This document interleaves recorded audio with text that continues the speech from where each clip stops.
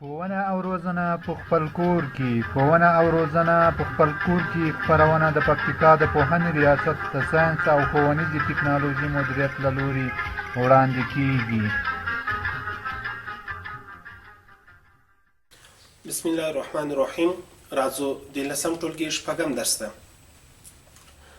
په تیر درس کې موږ تاسو د فولینومونو څلورګونې عملیات څخه د فولینومونو جمع، د فولینومونو تفریق، د فولینومونو ضرب او نن هم د فولینومونو تقسیم وایو. په تقسیم کې هم عدد په عدد، علامه په علامه او توری په توری ویشو. یاد ساتئ که چیرته یو ډول علامه یو په بل باندې وویشئ مثبت، او که مختلفې علامې یو په بل باندې وویشئ منفي ده. یعنی مثبت تقسیم په مثبت مساوي ده مثبت، ولی یو ډول علامې دي. مثبت تقسیم په منفي مساوي ده منفي، مختلفې علامې دي، مثبت او منفي مختلفې دي. منفي تقسیم په مثبت مساوي ده منفي، یعنی منفي او مثبت مختلفې دي، باید منفي لاسته راکړي، مختلفې علامې دي. او منفي تقسیم په منفي باندې دا مساوي ده. منفي او منفي دواړه هم علامه دي، یعنی یو ډول علامې دي، نو مثبت لاسته راکوي. همداشان یاد ساتئ چې دغه کې په ضرب او تقسیم کې کله چې یو په بل باندې ویشي یا یو په بل کې ضربوي طاقت له قوانینو څخه کار اخلو. لکه په تیر درس کې چې موږ ویل مثال ایکس مکعب او ایکس مربع یو له بل سره ضربوو، نو که چېرته دلته ضربوو ایکس مکعب ضرب ایکس مربع دا ایکس توانې 15 لاسته راکوي. ولې دلته طاقت قوانین دي، د قاعدو څخه یوه قاعده نیسو او توانونه سره جمع کوو، 3 او 2 15. او که چیرته یو په بل باندې وویشئ، مثال ایکس مکعب په ایکس مربع باندې وویشئ، دا هم د طاقت قانون ده، د قاعدو چې یوه قاعده نیسو او د صورت له توانه د مخرج توان منفي کوو، چې ایکس په توان یو یا ایکس لاسته راکوي. دلته د پولینومونو په ویش کې موږ له دوه حالتونو سره مخامخ کیږو. لومړی دا چې د پولینوم ویش په مونوم باندې سرته رسوو، او دوهم دا چې د پولینوم ویش په پولینوم باندې. لومړی راځو د پولینوم ویش په مونوم باندې. د پولینوم ویش په مونوم باندې دا عملیه څو سرته رسوو. مثال 14 ایکس په توان دي 7 منفي 12 ایکس په توان دي 6 منفي 8 ایکس په توان دي 3 تقسیم په 4 ایکس په توان دي 2. دا غواړم یو په بل باندې وویشم، یعنی پولینوم په مونوم باندې ویشم. مونوم هغه الجبري افعادات چې یو حد ولري، لکه 4 ایکس مربع یوازې یو حد ده. دا په دوه ډولو تقسیمولی سي. لومړی یې ځای په ځای تقسیم کوي. 14 په 4 باندې 4 ایکس په توان دي 7 په ایکس په توان دي 2 دا ایکس په توان دي 5، یعنی له 7 څخه 2 منفي کوو چې ایکس په توان دي 5 کېږي. منفي تقسیم په مثبت منفي 12 په 4 باندې 3 ایکس په توان دي 6 په ایکس په توان دي 2 دا ایکس په توان دي 4. منفي تقسیم په مثبت منفي 8 تقسیم په 4 باندې 4 ایکس مکعب په ایکس مربع دا ایکس یا ایکس په توان دي 1. همداشان کولی شو دا سوال په دې طریقه هم حل کړو. 14 ایکس په توان دي 7 منفي 12 ایکس په توان دي 6 منفي 8 ایکس په توان دي 3 تقسیم په 4 ایکس په توان دي 4. هر حد ورباندې ویشو، یعنی 14 ایکس په توان دي 7 هم ویشو په 4 ایکس په توان دي 2 باندې منفي 12 ایکس په توان دي 6 هم ویشو په 4 ایکس په توان دي 2 باندې منفي 8 ایکس په توان دي 3 هم ویشو په 4 ایکس په توان دي 2 باندې. دا مساوي ده.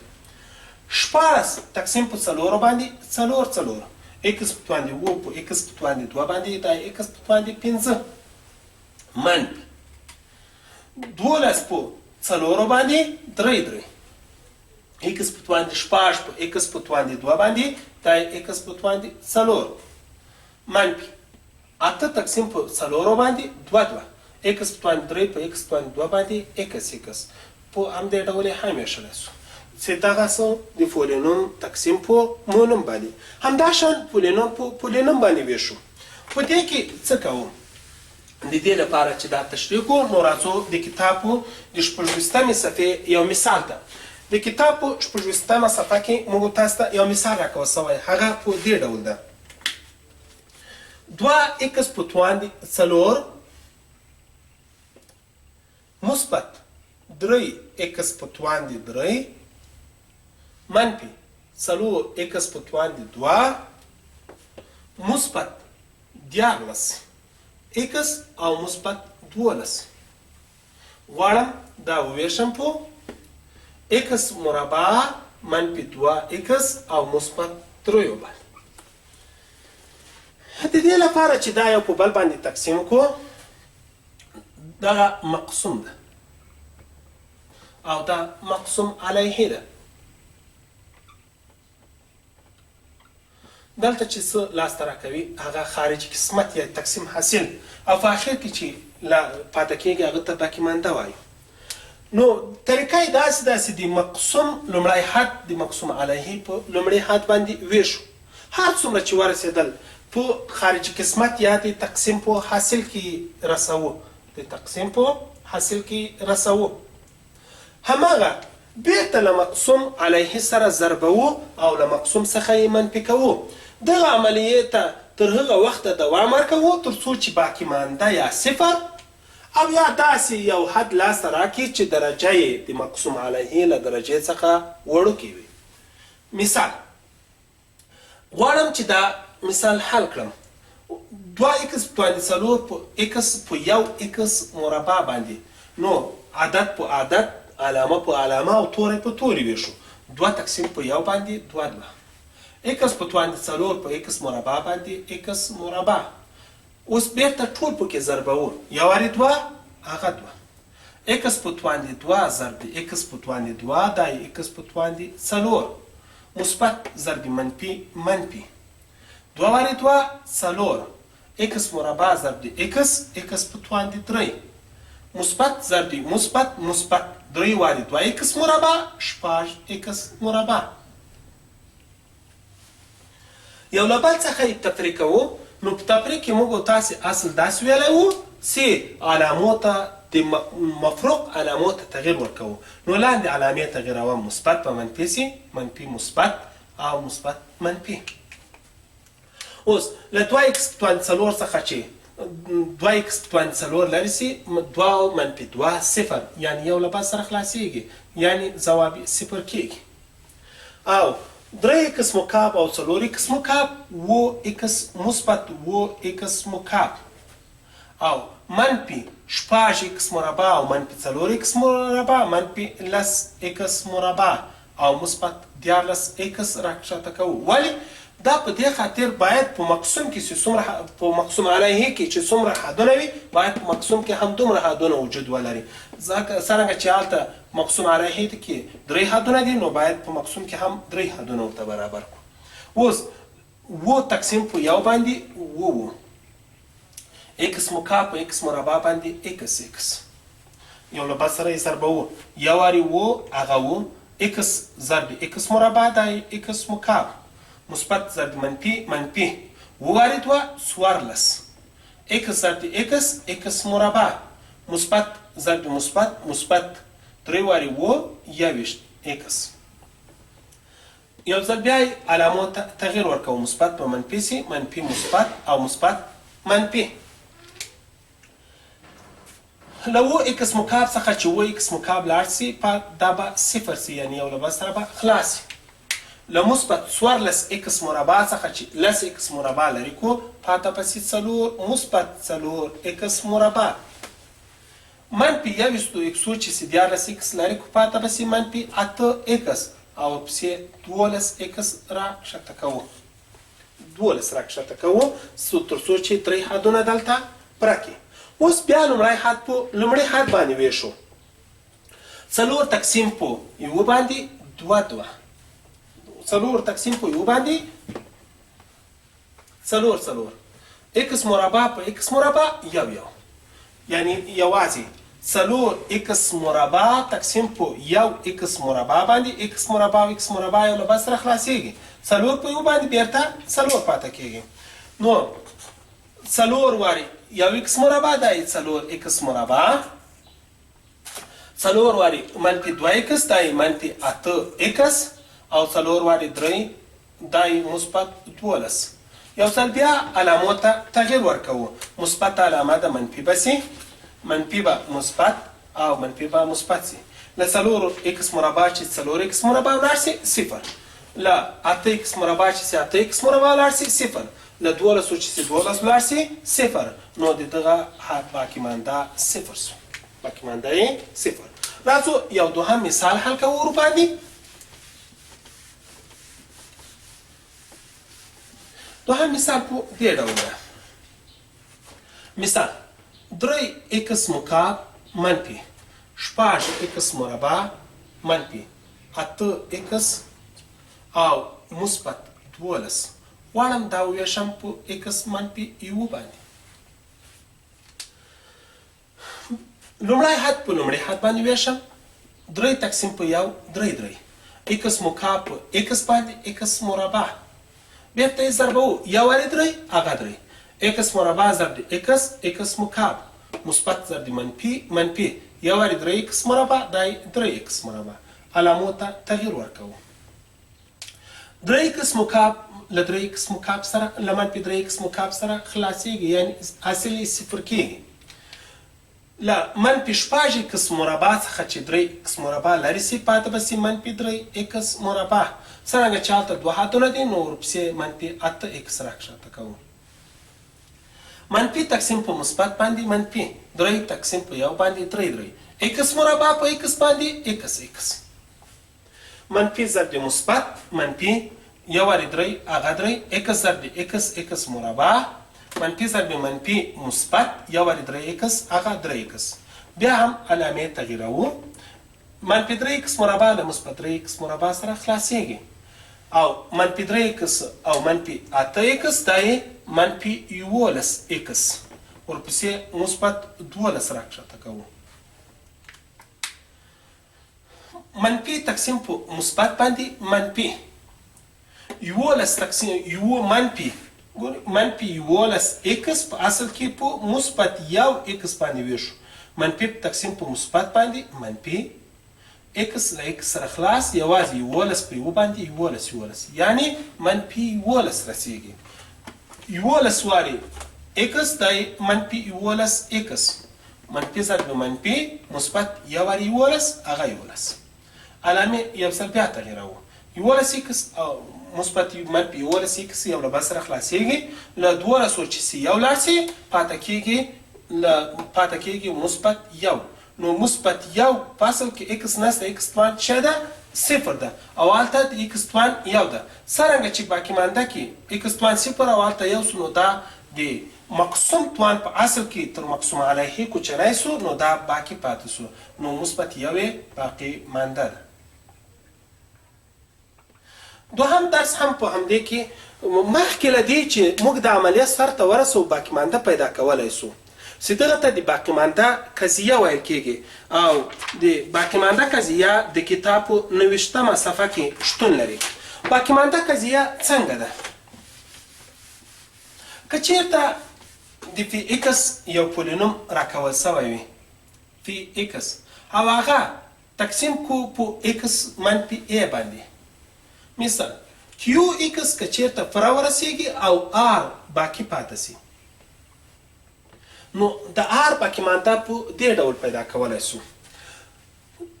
څرنګه چې د فی ایکس پولینوم چې موږ لاسته راوړو نو دا باید ایکس منفي ا له کیو ایکس سره ضرب کو له کیو ایکس سره ضرب کو او آر باقي مانده باید ور جمع کو.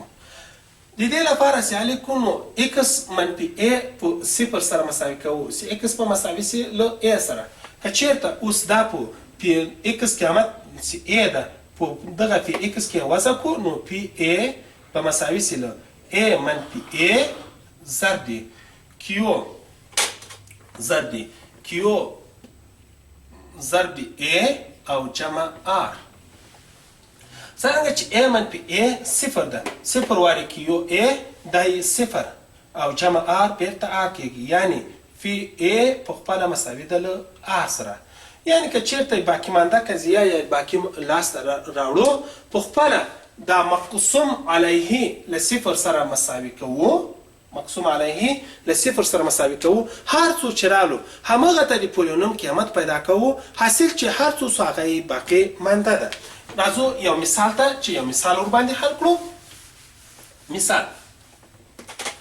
مثال غواړم 4x مربع مثبت 2x او منفي 5 وویشم په x منفي 1 باندې. لومړی حل کوم د تقسیم د په واسطه باندې 4 تقسیم په 1 باندې 4 x مربع په x باندې x یو واري 4 هغه 4 x ضرب x مربع مثبت ضرب منفي یو واري 4x هغه 4x. علامو ته تغییر ورکوو. 4x له منفي 4x سره خلاصېږي یعنی صفر پاتې کېږي. مثبت 2x او مثبت 4x دا به سي مثبت 6x او منفي 5. یو ځل بیا 6x په یو x باندې ویشم سي 6 رسېږي. یو واري 6 هغه 6 یو واري 6x هغه 6x منفي ضرب مثبت منفي یو واري 6 هغه 6. یو ځل بیا بیرته علامو ته تغییر ورکوو. دا به یو له بل سره خلاصي له شپږ چې سي 15 لاړ سي پاته به سي مثبت 1 یعنی باقي مانده یا باقي مثبت 1 ده. دا بیا له دې سي موږ تاسې دا حل کړو په لنډ ډول باندې هم حل کولی سو. په بیا له دې چې محاسبه سرته ورسوو باقي مانده په لنډ ډول پیدا کولی سو. نو 4x مربع جمع 2x منفي 5 که چېرته تقسیم کو په x منفي 1 باندې. د حل لپاره طریقه یې داسې ده. لومړی مقسوم علیه چې هغه x منفي 1 ده دا مساوي کوو په صفر باندې. نو x به مساوي سي له مثبت 1 سره. x مساوي سو له مثبت 1 سره. دا مثبت 1 راخو نظر دغه ته د دغه پولینوم قیمت پیدا کوو. نو باقي مانده به یې مساوي سي 4 واري 1 مربع جمع 2 واري 1 او منفي 5. دا مساوي ده. 1 مربع 1 واري 4 هغه 4 جمع 1 واري 2 هغه 2 او منفي 5. دا مساوي ده له 6 منفي 5 سره. 6 منفي 5 1 نو باقي مانده یې 1 سو. همدا د محاسبې په ډول هم حل سو او هلته هم حل سو. راځو یو دوهم مثال ته په دواړو طریقو یې کاروم. دوهم مثال په دې ډول ده. غواړم 8x مکعب منفي 6x مربع مثبت 3x او منفي 4 وویشم په 2x منفي 2 باندې.